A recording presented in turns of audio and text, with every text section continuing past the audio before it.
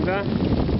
Az előbb egy traktoros vissza akart hívni a falujába, enni, inni, de mondtuk, hogy föl nem jövünk még egyszer